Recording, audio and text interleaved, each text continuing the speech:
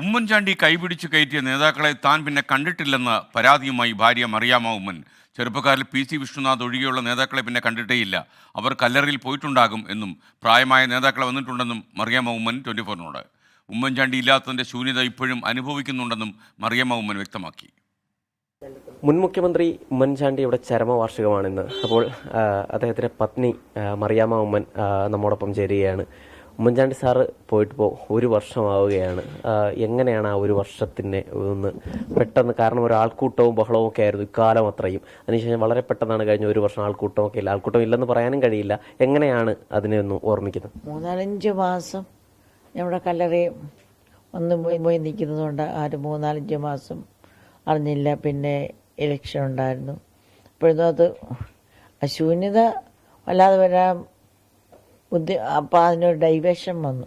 പക്ഷെ ഇവിടെ വരുമ്പോഴെല്ലാം വല്ലാതെ ശൂന്യത ഫീൽ ചെയ്യുന്നുണ്ട്. അപ്പം മാത്രമല്ല, ഇപ്പോൾ സാധാരണഗതിയിൽ ഇവിടെയും ഈ തിരുവനന്തപുരത്തെ പുതുപ്പള്ളി ഹൗസിലും പുതുപ്പള്ളിയിലുമൊക്കെ രാവിലെ മുതൽ ആളുകളും ബഹളങ്ങളും ഒക്കെ ആയിരിക്കും. അതിനുശേഷം പിന്നീട് അങ്ങനെ ഉണ്ടായിട്ടുണ്ടോ? മകൻ MLA അതിനുശേഷവും? മകൻ MLA ഇപ്പോൾ ഒരു ഏജ് ഗ്രൂപ്പേ വരത്തുള്ളൂ. ഈ വരുന്ന അധികം യൂത്ത്. അതൊരു ഇതിൻ്റെതായൊരു പോസിറ്റീവ് എനർജി ഉണ്ട് എന്ന് പറഞ്ഞാലും കുഞ്ഞിനെ കാണുമ്പോൾ അങ്ങനെ ആയിരുന്നില്ല. ഒരുപാട് പാവങ്ങളും ഒരുപാട് പാവപ്പെട്ട ഒരുപാട് പ്രായമുള്ളവരും എല്ലാ ഏജ് ഗ്രൂപ്പുകാരും വന്നിരുന്നു, നേതാക്കന്മാരും. കൈപിടിച്ച് പാർട്ടിയിലേക്ക് എത്തിച്ച ഒരുപാട് പേരുണ്ട്, ഒരുപാട് ചെറിയ നേതാക്കളല്ലോ. അവരെയാരെയും പിന്നെ ഞാൻ കണ്ടിട്ടില്ല. അവരെ ഈ ബിൻഗാമി എന്ന് അവരെ ഞാൻ കണ്ടായിട്ട് ഓർക്കുന്നില്ല. പ്രായമായിട്ട് പിന്നെയും വന്നിട്ടുണ്ട്.